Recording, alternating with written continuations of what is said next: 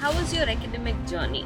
I was always contemplating what an education is. The people to come out of the clutches of these problems of this world. So, as a teacher, you've had and dealt with heterogeneous crowd. Uh, how do you differentiate between good students, better students, and a little bad and a notorious student? Students who are little mischievous, naughty, they do extremely well in life. So, how did you feel being a South Indian? You had to relocate to Northeast. Yeah, that's true. See, we call the Seven Sisters. They are very beautiful. So, you were selected as an academic advisor from India, and you had been in the journey with our ex-president, Dr. Mugerya, to meet the president of China. How was that experience of meeting the president of China and having dinner with him? Most prestigious is I had a privilege of having dinner in the Wall of Fame, which is the official residence of the President of China.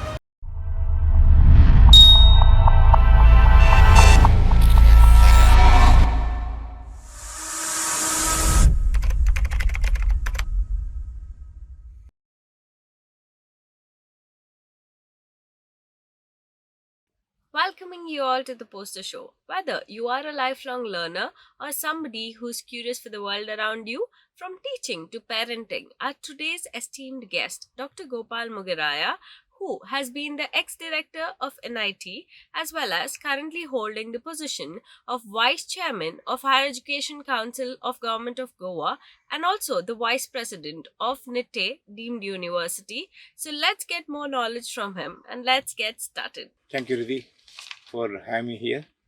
I'm honored. A few words about Dr. Gopal Mugerya. Yes. Uh,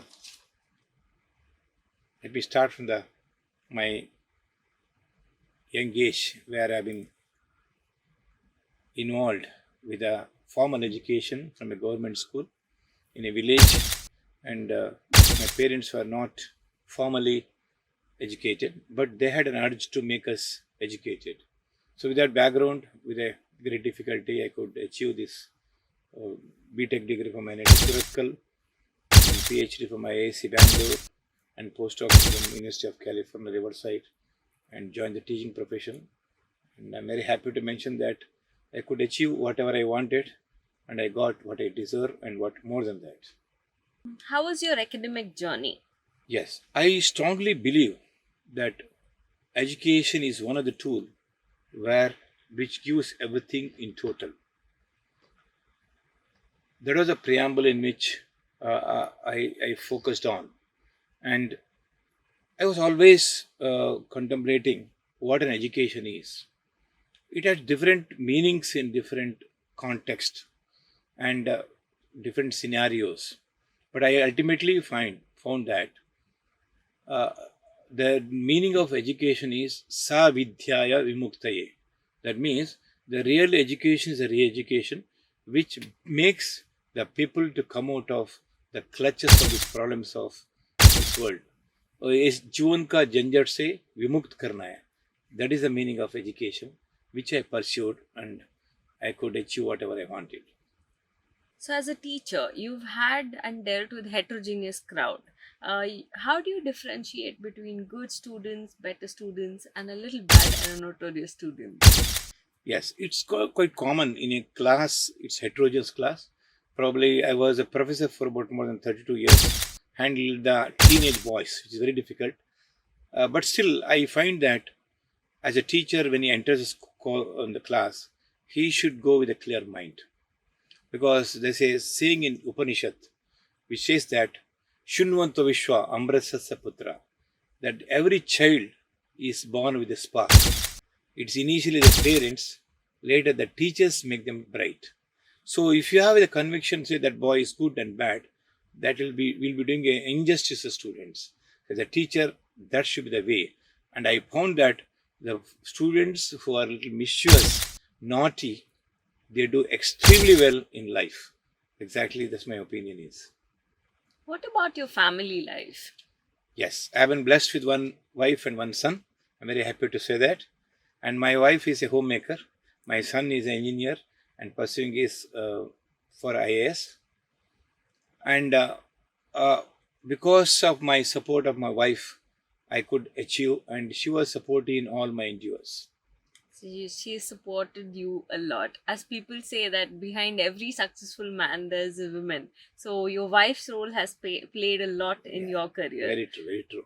And she always said, remember, I changed my profession. I'm not profession, different directions, and she was always with me. And she says that unless you come out of comfort zone, you cannot achieve something in life, and that paid me the dividend in my life. The best support system at Yeah, home. exactly. What is one changing point in your life? Something that you've experienced which made you change your point of view towards life? Yes. See, as you know, once you get into the teaching profession, a teaching profession is a profession which is very cool, as you say, and you are independent.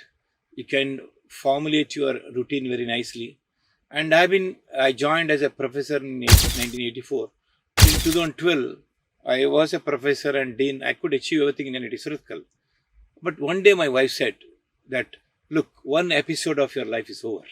Now you should come out and try something different. That was the beginning in 2012. I took the opinion of getting into an institute which is in the northeast, and I got an opportunity to serve in NIT Agartala as a director.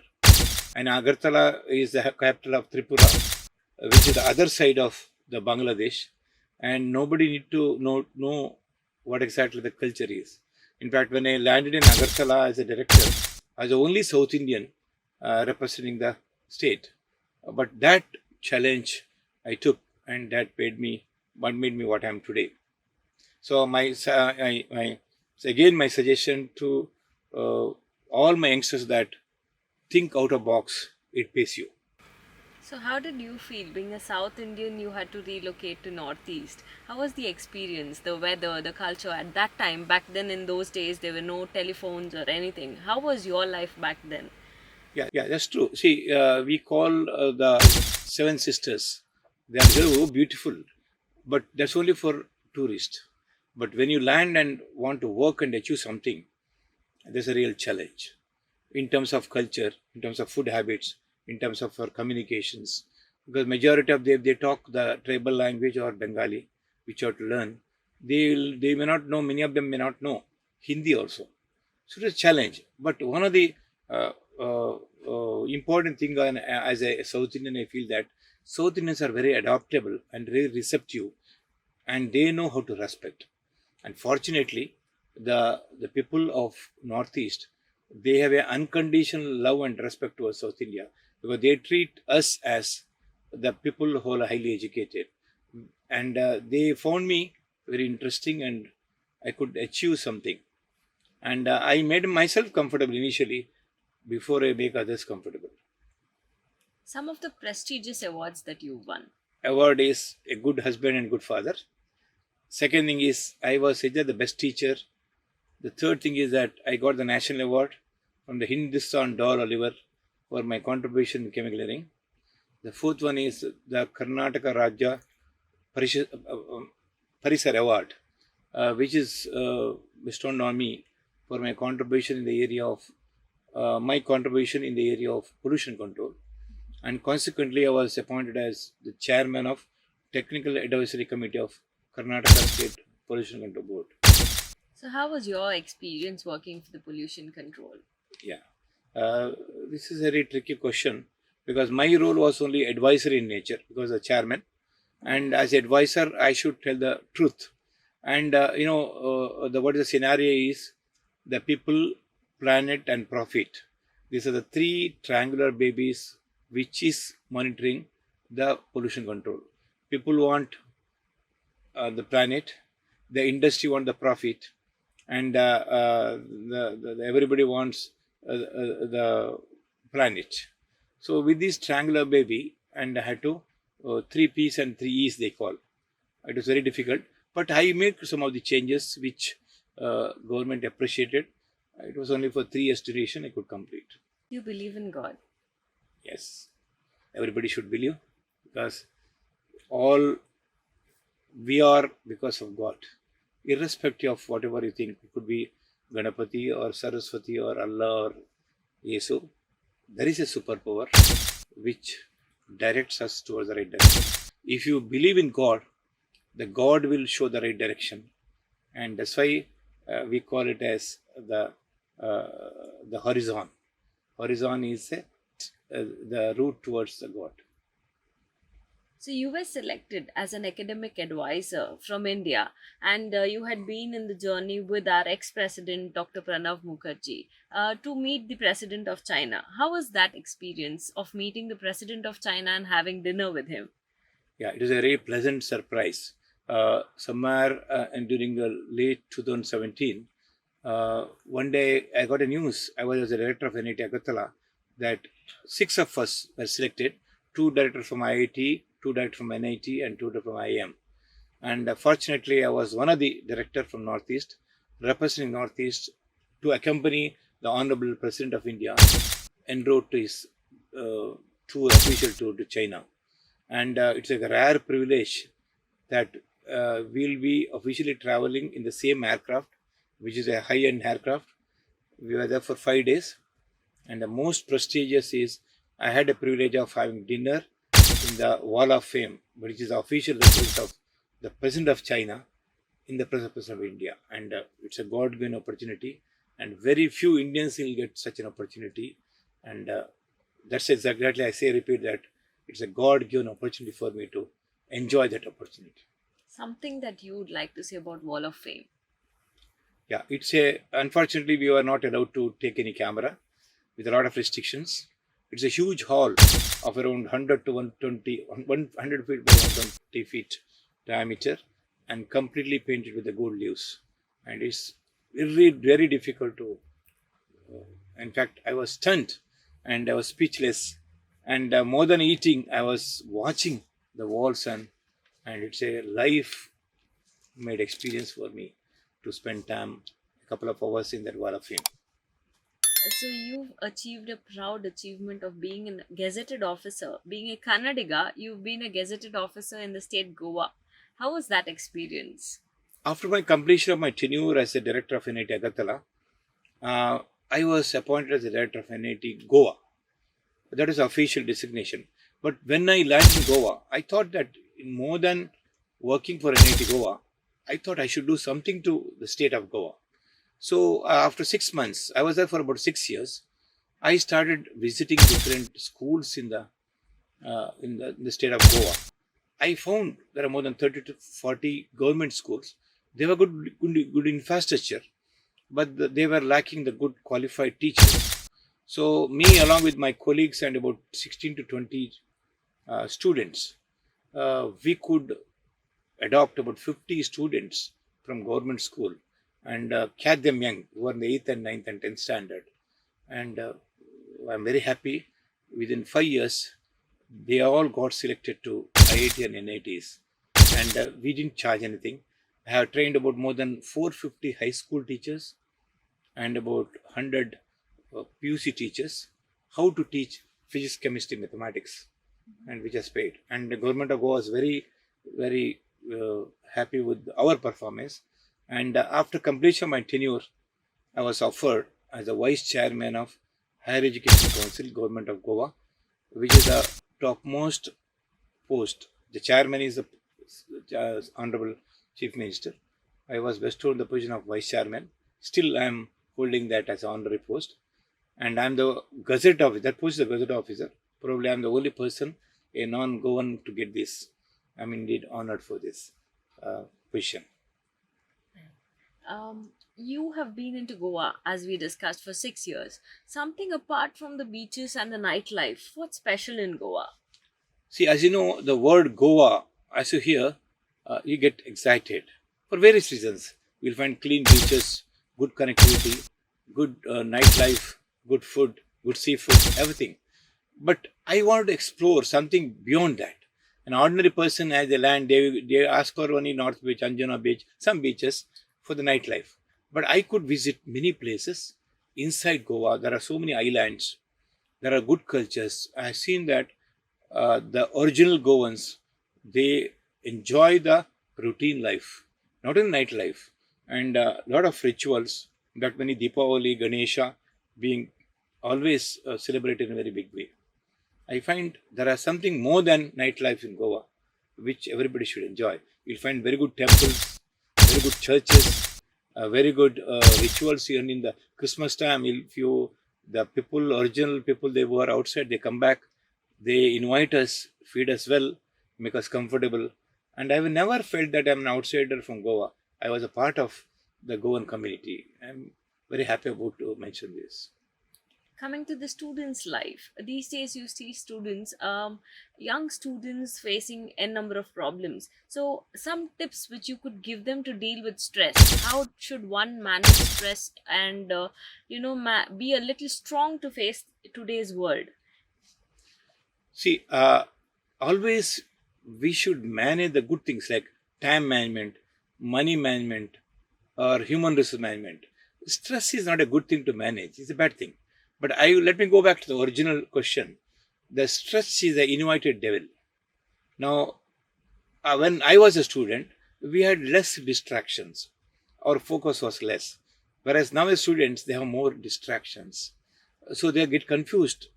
They have a lot of information. See, one of the very important as a teacher, I say that at the time, it is a faculty-centric education. Teacher will tell you what to learn. Now it's a called information-based education, where students have got a lot of information, but they are confused which information is right and which information is wrong. So they get stressed and they are over ambitious. Overnight they want to become rich. Overnight they want to become the CEOs. So because of which it cannot be achieved. So the growth becomes malignant, not benign. So always we should have an organic growth so that you will not have stress. That's why I've seen the students who come from the village background, they will have less stress compared to from the urban area. Urban area students have got everything. They have got air conditioned room, air conditioned tutorial room, air conditioned car, but they will not have that type of punch to perform. So, when it comes to a student, how does one balance between spirituality and academics? See, spirituality is inevitable. To improve your performance, spirituality is important. We are not going to do any prayer to please a God. We are doing prayer to make us calm so that our performance will be improved. This has to be learned first. By chanting chanting will not please any God, but inherently you are calming down and your performance, your productivity will increase. Am I boring you? No, not at all. We are having an interesting conversation. Yes. So, Because being I always say that you should never call a professor and a lawyer for an interview like this. The reason that for a lawyer to open the mouth you have to pay, for a professor to close the mouth you have to pay. no, Yes. in our case, it's been amazing to have such knowledgeful and resourceful person. So, coming and talking about the Indian education system, what do you think? Is it going back to the base, or is it much more influenced by the Western culture? Uh, there are three eras of Indian education system. One is called Gurukul education, second the colonial education, now the modern education. I don't want to discriminate it, it's a topic by itself. But what I would say that all three are related. Ultimately, if a person is getting educated to get a job, he is lost. So he has to develop himself for a profession. I would like to, if you permit me, a small story which reads this. If you permit a couple of minutes, see, which reflects what is a Gurukula system is. There was a village, we call it a Sugrama. Sugrama means the people of that village wants peace. So there is a guru where he had 10 students called Shishas. Now, what exactly the Gurukul education system is, when a boy get into the age of 8, they'll put him into the Gurukula, and by 15 years, he'll be brought back with a holistic education system. That is, so the teacher had 10 Shishas, out of which 9 were doing extremely well. They were obedient, learning well, following the rituals. But one boy was making a lot of mistakes and he was troubling others. And consistently, these 9 kids were complaining against him. It went on after 9 years. And one day, all 9 of them, they really got so much frustrated. They went and told Guru, enough is enough, sir. This boy we cannot tolerate. We either you have to throw him out of the Gurukula, or we all of us will go out. Just imagine, Riddhi, if it had happened in a convent school like today, then that boy would have called to the initial Chamber. chamber. They are called their parents, grandparents, uncle, auntie, and they were told, for us discipline is important. You take our child out, and they next day they will put in newspaper that we are send this boy out. But the Guru said, see, all 9 of you are doing extremely well. If you go to the society, you will do good to the society. You will not spoil. If I send this boy out, he'll create nuisance, he'll become a terrorist. So I don't mind you going out, but I'll never allow this boy to go out unless I make him right. This is the concept of Gurukul education, where they treat the individual, not the education. So I would say that one day it should happen to make a healthy, homogeneous atmosphere in the system. We should follow this. And how about the American education? You see that a lot of engineering colleges these days, and a lot of engineers, once they are graduated, they move to America or somewhere abroad. Why is that happening more often now? See, the basic reason is the dollar looks greener than rupees. So as soon as they graduate, they think that going abroad is a dream. And many parents also, right, the boy comes to 8th stand, they say you should go abroad, get a MS degree. But that is a scenario. I have seen the kids who have gone before 2000, they do extremely well. Now the scenario is something different. The Indian education system, in fact, IITs, I would say the undergraduate program is much, very, very rugged and very contemporary compared to many of these. But however, there is a social, I would say, stigma that if my son goes abroad, he'll do wonders. But I would say that at the end of the day, what matters is that India has got a lot of techniques. I always tell that I dream of an Indian education system where the Western world, the Western parents will put their child back in India with a pride. That will happen because we are focusing on, especially the national education policy, always focus on the holistic growth of a student, which is lacking in the Western education system. It's an amazing thing, and we hope that we can soon achieve that. And we see a lot of westernized people coming to India one day. What do you think? Since all the engineers go out of India, the brain drain that's happening, the lot of resources which is moving abroad, India is having a huge loss on that. How do we balance that? See, many students, I ask them, in a slang way, they say, brain in the drain. So, which is, they find, brain in drain is better than brain drain. I wouldn't agree because when they go abroad, they spend a lot of money. And then later they have to get that money back. By then they are settled. So my idea is that you go, learn, earn, and then return. Think anywhere, but do it in India. That is exactly because there is a saying, Janani Janmabhumistha Swargadapi Gariyasi. That means there's no place in the world where you have been born. You get the root will get in that place, and India is one of the places where you are born, and you'll get a lot of pleasure to come back and serve in your state. Looking about the NIT campus of Goa, unlike all the other campuses which were built naturally, you had a precast campus challenge. Yeah. How was that? You completed it within 2 years, which Yes. was a great challenge. How was that experience?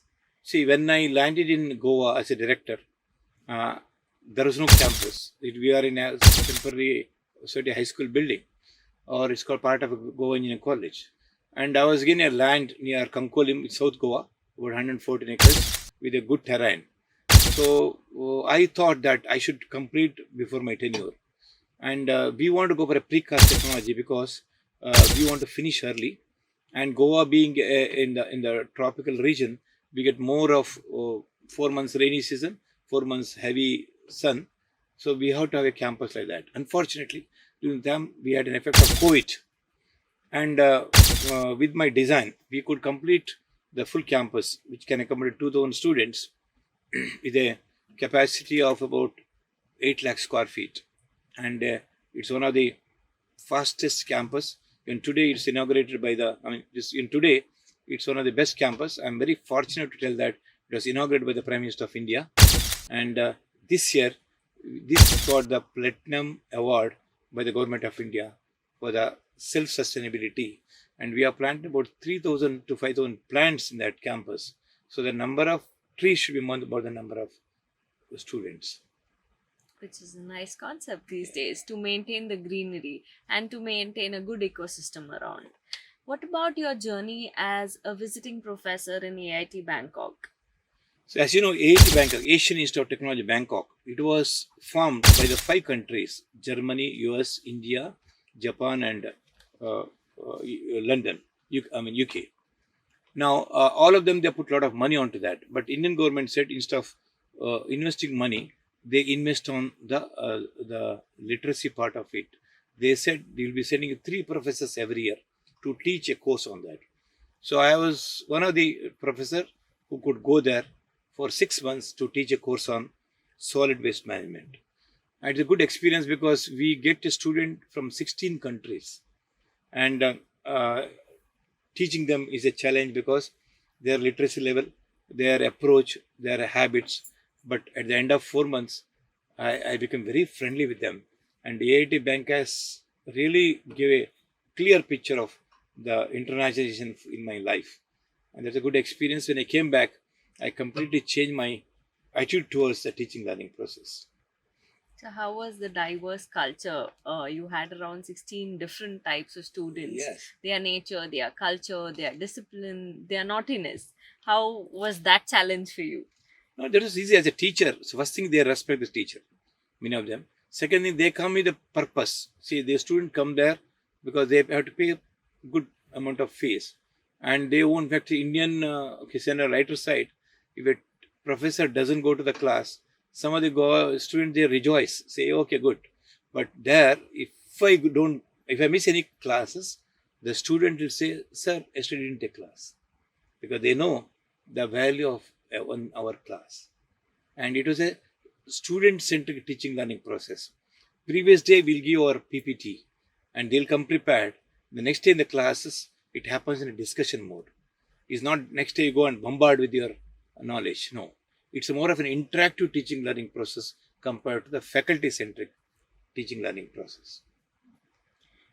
We are living in the AI era. How do you see the jobs getting changed, the education system getting affected? Yeah, artificial intelligence has taken a big lead now. It's going to lead also. Many of them say that whether this AI is going to take away the job. I would say, put in another way, the AI will take, no, the persons who are well trained, who adapt very fast in AI, will take the job. So it's a lesson for everybody to adopt themselves. I would say 5 years down the line, my dream is that there won't be any branches. They might say School of Artificial Intelligence, where different branches, mechanical, civil, electrical, might come under that. Might happen. So called School of Artificial Intelligence. Because it's inevitable, because many conventional jobs, routine jobs will vanish, but the new jobs will be created. See, in the intervention of computer in 2000, everybody said that we'll lose job. No, it has created more job. So the people, the students should adopt themselves. They can't go back to and then get into the old type of the job routine. Right. So AI is a tool which is going to make our life easier as well as open to new more opportunities. It's which is easier and challenging. So new more opportunities for the globe. So we shall think and wish that AI is much more adaptable in India. It's a blessing in disguise for Indians, because we are very strong in IT, and we can be the global leaders, because we getting adapted to the AI will be very easy compared to many other countries. So I think Indians should take this lead on that and work on this AI and give a different shape and make a good horizon for themselves. The analytical skill, the domain knowledge, the urge to performance. What do you think is important? All 3. Of course, urge to performance is a gradient. See, if the movement of water, delta P is required. For heat transfer, delta T is required. So there should be a gradient. So the urge to perform is a basic appetite. I always say appetite is important for any human being to perform. If you don't have appetite, if you have any facilities, that becomes redundant. So urge to perform. And once you have the urge, everything will come in the picture. Now, moving on to knowing more about yourself. We are going to have a few rapid questions. What would you choose, yoga or gym? Yes. Academic or experience? Experience. India or abroad? Of course, India. Okay. And if you're moving back to life, some of the things that make you really happy for what things you are having today in life. To be honest, I always say I'm more blessed. I'm very happy. No regrets in my professional life, my my family life, and my societal life. I always say I'm blessed. I always believe in God, and that's why I am very happy to tell you that even at the age of 64, I don't have BP diabetes. I'm honored to have this. The biggest. I always show that these are my two valuable. One is my marriage ring. This is my 25 years marriage ring, which is worth mentioning here in this context. What about if you were the education minister for a day? What are few of the things that you would like to change in India? First and foremost is create a very good faculty in this system. We don't have good faculty to to trigger our students. Our students are very talented. Unless a teacher should be a catalyst, and he should tell them what to do, not how to do. There's a saying that the teacher has to tell the student where to see, and it is the duty of a student what to see. That is missing, and I always say that uh, you should have quality professors who can take this India into a better height. In fact, I was blessed. I had about 10 occasions to visit the Rashtrapati Bhavan, where we had the conference with Honorable our President of India. In every occasions, they say teachers are the assets of our education system. Once you pay them very well, train them very well, create an ambience to perform well, our education system will always flourish very well. We'll get what you want. So, a few pointers are one is the drilling system, what we don't have in India. If you could just give us 5 pointers for the things that you would like to change of being the education minister, something that you would like to change in the pointers form, if you would like to adopt. Go back to Gurukul system. Skill development.